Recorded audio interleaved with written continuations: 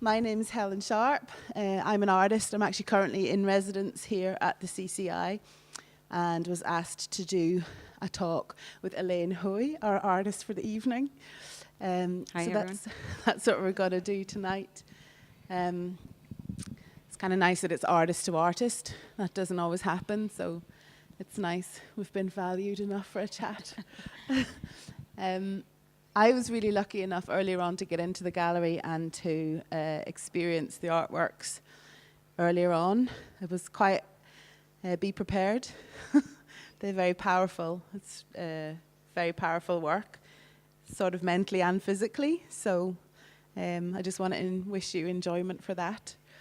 During a very quick chat earlier on, Elaine and I discovered that we lived probably equidistantly across the border. Elaine lives in the Republic of Ireland and I live in Northern Ireland, and we both live very rurally in the arse end of nowhere, as we call it. Very much. So we thought that it would be nice and relaxed and a bit of a kind of border women's chat as opposed to anything too formal tonight. So it's nice and intimate here. The first question, I think we'll start with maybe a bit of background, because when I was doing a bit of hoking around, technical term, about you, one of the things that keeps coming up is that you're a new artist. And I was interested to kind of find out your route to today, basically, and how your art journey has kind of come about. Okay, just first of all, I'd like to thank Helen for stepping in to sort of do the talk with me. I really appreciate that, Helen. I suppose, as you say, I'm a new artist. I recently graduated from the National College of Art and Design in Dublin. I did a BA, an accelerated BA, a 4-year degree in 2. I did that in 2016, and then I did an MFA, a 2-year master's in 1 year.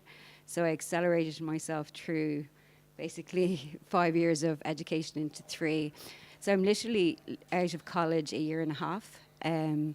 So I'm still, quite frankly, a little bit shell-shocked that I'm even here tonight. It's quite a shock to, I suppose, come out of college and to, have your career accelerated quite fast in a very kind of direct route. So I'm still kind of finding my feet around that. Prior to working in that, I had 2 other main jobs. I ran an art collective for 2 years. So there was 12 artists, and we kind of worked in that very sort of collective way where we showed each other's work and we managed a gallery together. And prior to that, I did 13 years as a community development worker, mostly in community arts. I did some teaching, all with adult education, and I worked with some very what we call in Ireland early school leavers, so young people who've dropped out of school. So I did a lot of training programs, art-based programs, transnational exchange programs. So I was very much a project manager within that. I had a son in 1992. I have to go back a bit.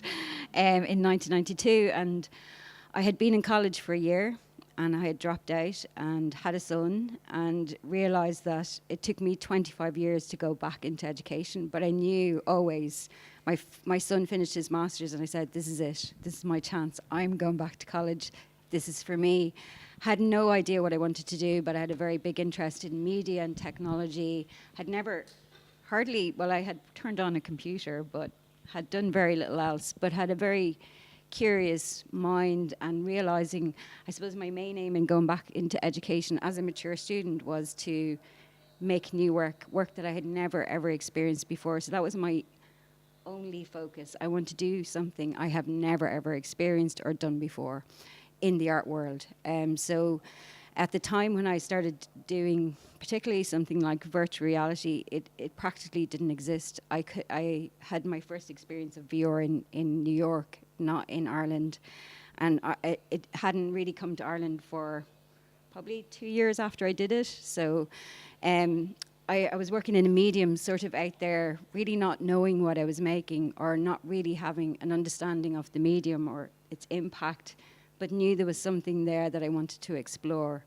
Its power, its psychological power, its physiological power, and combining that with my kind of interest in social and political issues. I kind of knew that there was something there that could fuse together to create something that was quite powerful or experiential for a viewer.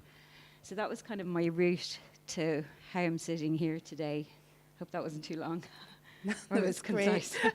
Concise enough. It's a complete fluke. I'm sitting here. You know, it's a game of chance, I think. I think it's a game of talent, but we can argue about that later. What was the name of the collective that you ran, by the way? Scylla's Art and Craft Oh, Collective. yes. It was Okay. in a really rural village, and we started our business together at just at the height of the recession. Like literally, we opened our doors in December. The crash came at the end of December, and we were like, no.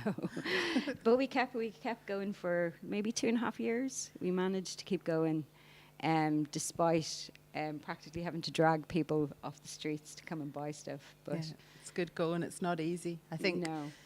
as two women living in rural Ireland, it's kind of like we've probably got a lot of crossover things. And we were talking briefly earlier. I made a bit of a duh moment, a bit of a faux pas, because I was thinking a lot about this work, and it's very politically charged. When you listen to Elaine talking in an interview or read about her, you know, the work is really politically charged.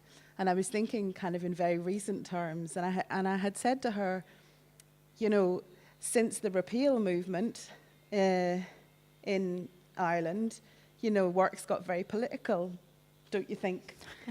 and then she pointed out to me, well, there has been a bit of a history of political art in Northern Ireland especially, and it was almost like the Troubles were so familiar to me and familiar within the art context that I'd kind of dismissed it from my mind completely, and I was kind of really focused on this sort of contemporary sort of rise of political and particularly female voices, I think. Yeah. I don't know if you've got anything maybe to talk about that. I think particularly around nationalism and the sort of the themes that I'm dealing with, yes, they kind of almost came to a standstill in and around, you know, the time of, you know, the Good Friday Agreement, and things had become largely resolved in Ireland. So I think that there's an element of wanting to I suppose explore something when there's a struggle behind it, and that's the impetus largely for making work. When you're making work, is that struggle, that fight, or that kind of particularly if you're making social or political work. So I think there was a lull in perhaps kind of work that dealt with nationalism or ideas around kind of nationalism. And coming out the other side of that, I'm particularly more interested in why nationalism now, and I suppose the problems with nationalism. When you're steeped in it and you're kind of looking at, I suppose, the political landscape of Ireland, and it, you know, nationalism kind of, I suppose, brought people together to fight this, you know, human rights issues, human rights violations that were happening, you know, particularly in the 60s and 70s in Northern Ireland. And it was all very useful. It banded people together, it brought people together. But largely, we didn't really think about the ideology of nationalism itself. And was this going to be, in the long term, a damaging ideology to have to build a nation on? And we only have to look to, I suppose, what's happening in Europe, to Brexit, to Trump, to realise how perhaps there's quite an ugly side to nationalism, that when you're steeped in the middle of it, you don't actually see it. I suppose it's very obvious in America at the minute how ugly this kind of, particularly that kind of extreme ultra right-wing nationalism is very ugly. And I suppose coming from the border like yourself, you're steeped in it in your community. I never really questioned this notion of nationalism. I thought it's bringing us together. But actually, when you see exactly what the ideology can kind of form or grow into, it becomes quite problematic. And there's a lot of writers, like large writers, which would have read and thought, God, why are they against nationalism? And now kind of looking at it in a more mature way or an independent way, you know, where you're not driven, where it's not driven by the community. you begin to see this more difficult side of an ideology that we have held on to in Ireland particularly, and it's now growing across Europe quite strongly. So it's something that is underpinning a lot of the work that I'm doing right now. Yeah, I don't think that answered your question, though. Sorry for that. No, I was only asking you the question about, and it might be too big a question. You might not be ready to answer that question just yet because you're so immersed in this work. But I was wondering about how you saw this work sitting within that bigger context of this quite strong female sort of political voice that's happening. You know, I'm talking about an Ireland in the Irish context at the minute. Well, there is a huge feminist wave, you know, that's happening all over the world, not just with the #Me Too movement. It's very palpable, isn't it? I certainly, like, I keep kind of just pulling it back down to just where we live, you know. And it's funny, I had this conversation with Jessie Jones, strangely enough, and she's another Irish artist, and we were talking about, and she was going, why are you looking to deal with issues that are very male? But actually, I have a son, and I find that, and this mightn't sit very well either with males, but I think that there's a re-education of the male that has to happen, because they're struggling now with, like, I've talked to my son about his identity now as a male, and how does he see himself in Ireland, in the world? You know, is he averting his gaze? Is he doing things? And I'm finding that they're struggling, that they need re-education, but also this whole part of the kind of nationalism that's happening in America is all a kickback to identity politics, which is where I love the strong male voice, female voice. I think you need almost to find a way to bring them together. And it's not about challenging the female voice, it's about kind of going, I have a son and I'm concerned for his being able to, I suppose, he doesn't have to modify, he's got to rethink about how he is now. So there's both these things, and I think they sit very well together, because the female voice is so strong in Ireland, but it's like, I suppose it's like polarized politics on the internet. There's two extreme polar opposites happening, and unless they find some way to begin to meet in the middle, they're just going to get more polarized. And I think that's where I'm interested, is that middle part. How do you bring the female voice and the male voice together? Because the male voice is still so dominant. I think it's interesting. And it's gone the opposite. It's gone more misogynist. Yeah, so I was going to say, in the context of nationalism that you're dealing with, it can often kind of really pump up the sort of uber masculine. Quite often you see that, you know, within a sort of nationalist. And I suppose I'm particularly interested, and a lot of the work that I'm doing at the minute is looking at nationalist ideologies that are being sold to young males through video games. Like the video game world, which is largely male, it has 52 million. It's the biggest online community. They have huge political capital. It's insane how much capital they have, and influence, because they largely live online. So the likes of Trump would have had huge support from these people who just live online. And where we thought these are just a subculture that exist and they have absolute no power in the world, they are very politically active in this very misogynist alt-right way. And a lot of the alt-right movements have aligned themselves with these communities because they're so powerful. So a lot of the work I'm doing at the minute is looking at kind of conversations that are happening, particularly with the mediums I'm using, but also in and around the problems that are kind of arising out of that. And I think education, whereas you have this really strong, amazing female, what's happening is actually a lot of the work has to happen on the other side as well. And that's actually the most difficult conversation, is with that side. Yeah. Because it's so aggressive. Like, I don't know, you all read your Facebook pages, and within 3 lines of somebody posting an argument, it literally just goes down to name calling. People are calling each other every name under the sun. It's quite and astounding. that happens on a lot of platforms. I have an interest in horses, and there's kind of horse breeding platforms that genuinely would be suddenly infiltrated by only male voices, and it goes from 0 to 60. You know, you're an asshole in kind of Yeah, like and just going, 2 minutes, you wait know. a minute, we were just having so I think I'm interested in that very, very awkward space. Like, it's a very awkward space, and it's quite a horrible space to be in a lot of the times. I do a lot of work online in these very male-dominated, and do a lot of performance work in it, and it's a very difficult space to be in. I find it quite challenging, and a lot of the times I don't even let people know I'm a woman in it because it's so hard to be in there. But I'm finding out a lot of information. So it's like subversive, kind of like gathering all the information. How do you find a way to bring those two sides together? Yes, you have that side, which has to happen. But there's this other thing, this backlash against that. And it's a bit like the refugee crisis, you know, where you see the backlash against that being this kind of rise in nationalism against what's this perceived threat or this imagined threat that everyone's going to come in and suddenly, you know, we're all going to be taken over by refugees. Like, the whole world is going to be run by... I'm just going, no. And I suppose my question is, that's how useful is nationalism now, considering is the world opening up? And I suppose that's a very interesting question for me at the minute. Yeah, I think we should probably, it's a good point to go on and talk about the two pieces of work that you have here.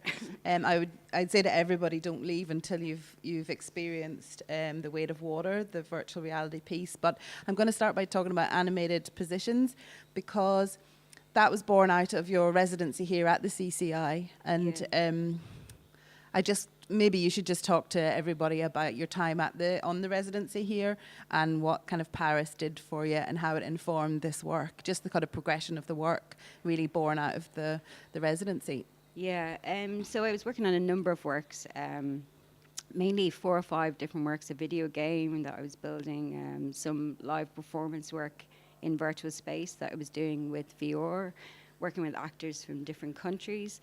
And this work was kind of a small work, actually. It just came out over, I went to the Louvre, and, you know, I was kind of astounded at these majestic spaces that these paintings were being held in, particularly these kind of 19th century nationalist style paintings that were depicting huge scenes of death and devastation, and largely with somebody holding a flag over all of these dead bodies. So I was amazed at the amount of, and then when I started researching, there's pretty much every country has the same image. This person, largely a woman, who's depicted as this seductive, obviously to take the edge off the dead people, they show her breast. You know, just going, that'll distract them enough from the dead bodies. Trick. Yeah, it's a good trick. We'll just show the woman's breast and nobody will notice the millions of dead bodies here. And just that kind of idealization of the kind of the nation as the woman, and but yet it was largely all the men that were holding the guns and the violence. So this was kind of interesting to me, that art itself as an idea housed and kind of propagates, not that I want to get rid of them because they're amazing paintings, but also that they are problematic in the conversation around, you know, culture, and how culture itself still propagates these ideas of kind of nationalism. In the pieces as well, I've used, there's the characters, it's almost like a painting that's animated, and the characters are animated using animation from a video game called the Call of Duty, which is a very nationalist game. But I used a particular version of that. It's a modded version. It's called 100% White. So these games are released online, and then players go in, fans go in, and they remod. It's called modding, so they go in and change the game. And they create 100% white versions where they create these players just in order to ethnically cleanse them. And it's a huge kind of genre online in the gaming world. It's massive, where the 100% white games happen. And so I took the animation from these games and retargeted them to this kind of painting, to kind of almost depict this kind of quite terrible beauty. You know, they're just taking on the positions that, you know, prone to death, dying, falling backwards, dying. And usually they will have like Arab person, black person, and they're not in those terms either. They're much more racist. So I just find it it's a very interesting community to observe, because it's like a microcosm almost of the world, but the male world is very dominated by it attracts kind of males, but there's no real thinking about what ideologies are being sold to our kids through these kind of video games. And I love video games, but they are problematic as well. As in, Call of Duty is very much, you play your game, you kill your enemy. So they have all these notions of kind of keeping this alive, this kind of idea of nationalism. And I was kind of interested in that link between the video game and the institution of art, which also propagates the idea of nationalism through these amazing paintings which are held in these huge kind of almost palaces of, the Louvre, and, the MoMA in New York have some, and Dublin in the National Gallery have some, and they're magnificent buildings that house these quite, when you think about them, quite problematic paintings. I was saying that to you earlier. I don't know how many of you, most of you probably have been in the Pantheon, but I happened to be there this morning, which is full of vast white stone or marble sculptures, and once you've seen Elaine's piece and then you reset your mind to kind of imagine what goes on in the Pantheon and animate it at night, my imagination was flying away with me. It's fascinating, because the actual architectural space you've built in that looks like the Pantheon too. So yeah, you've not been, have you? No, only I've seen some pictures. You need to go before you go.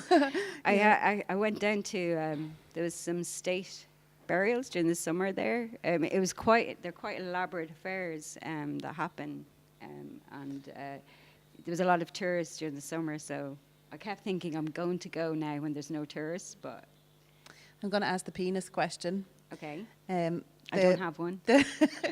The figures are obviously very, very masculine that are in that, and they're very obviously, to me, men, but obviously none of them have their genitals.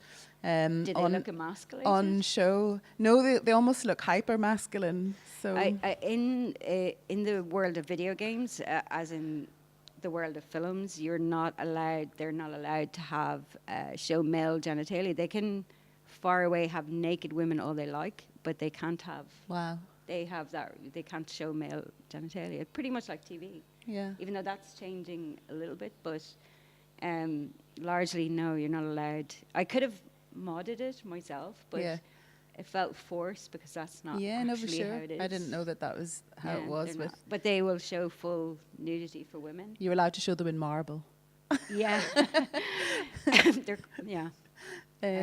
So that's actually why there's a lot of programs to make these, and there's no option. You have options to have the full female, but no options to have the full male. Yeah. It's mind-blowing, really. Yeah.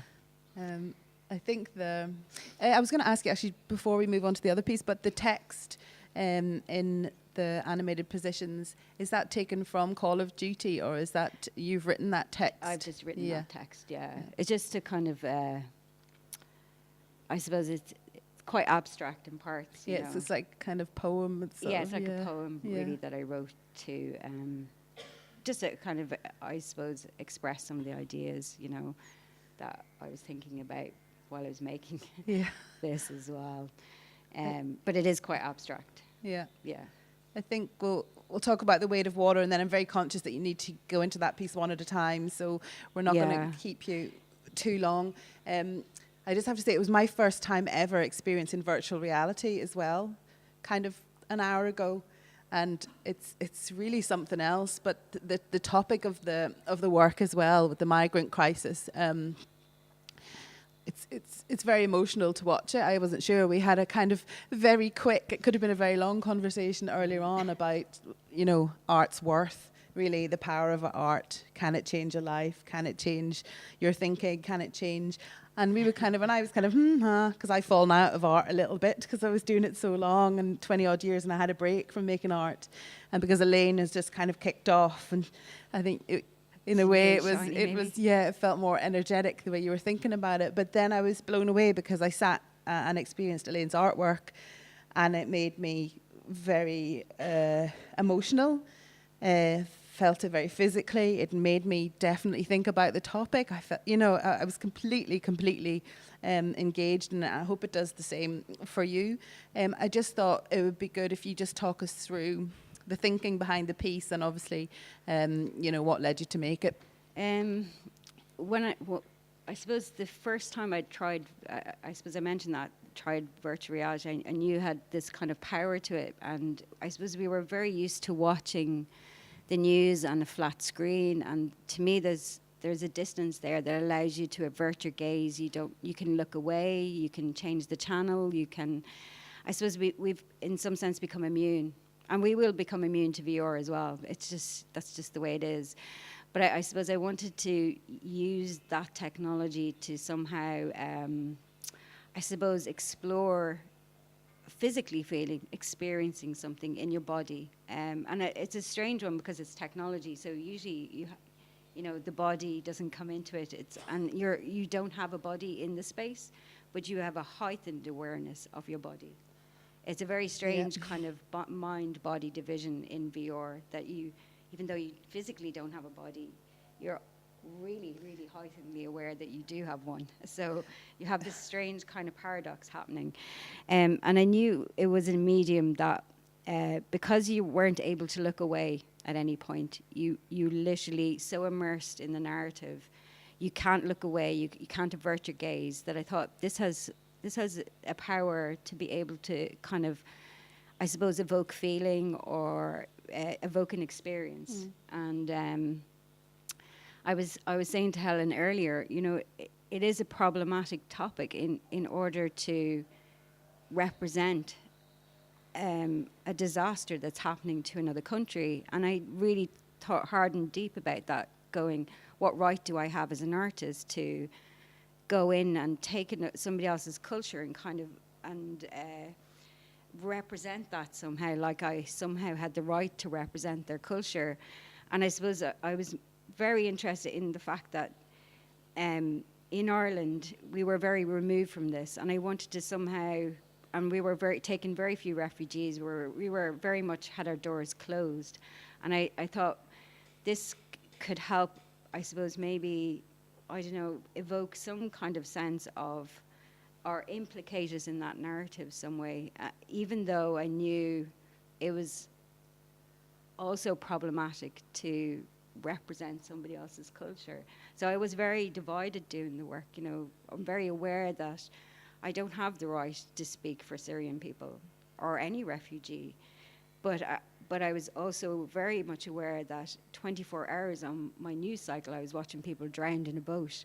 So do you, at one point, not say anything, or do you just go, I have to say something? So I kind of took the position, I have to say something. This is the biggest humanitarian crisis that we've had for years. Of course I have to say something. But I felt very conflicted as well about representation and about not having the right to say something about somebody else's culture. So it was It says something about our culture, though. I think that's one of the things you were saying, actually. Even if you can't speak for someone else's culture, certainly to experience the artwork, you definitely feel that it's at least a prod in the eye to remind you of possibly your own reaction to these things. That, in the height of the news, you were possibly full of emotion and making a donation, but as the weeks went past and news changed, that it fades a little. And I did find that experience in that again today. Yeah, I suppose as well, I'm very much, I don't know if you know John Berger's Ways of Seeing. Probably everybody in the room knows his book. And he talks about the image and the problem with the image when you see it juxtaposed beside, your bar of soap, and then you've got an image of war, and it's pretty much like changing your channels. You're watching ads for, I don't know, baby powder, and then you're watching ads for, cars, shiny cars, capitalism, and then you're watching somebody die. So you have these really juxtaposed images. And I suppose I'm interested in that kind of the relationship with the image and the person and using technology. How do we begin to use, if this is here, this technology, which is largely just attached to the gaming world, can you take it out of the realms of that and use it for something more conscious, a conscious use of technology? So there was a lot of that kind of happening. But I was very, like, quite honestly, I was very conflicted, you know, about representation, but also about not representing something that was happening in the world, or not challenging what was happening in Ireland as well, you know. So there was a lot there that I was kind of going, and still feel uncomfortable with, and not sure how it fits. And, you know, I have had Syrian people see it, and I've talked to them and said, how do you feel about me as an artist somehow representing what was happening, this kind of serious crisis that was happening to your culture, and having different responses to that, you know? So, yeah, that's... I think it's an understandable position. I think it is. I think it can be really nerve-wracking for artists to take on kind of big issues, which they can easily be kind of shot down for. But I find it really admirable, actually, that, you know, you've done it rather than not doing it. Yeah, do you know what I mean? Yeah, I suppose it, in one sense, at the time of making this, particularly in 2016, there was a lot of exhibitions happening, and there was a lot of curators very kind of angry that people weren't addressing political issues, or that somehow artists were shying away from political realities and not addressing them.